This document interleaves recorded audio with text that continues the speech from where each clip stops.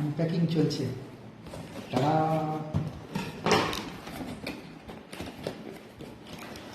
আমাদের জিনিস আসতেই আছে, ঘর গোছানোর কোনো শেষ নেই।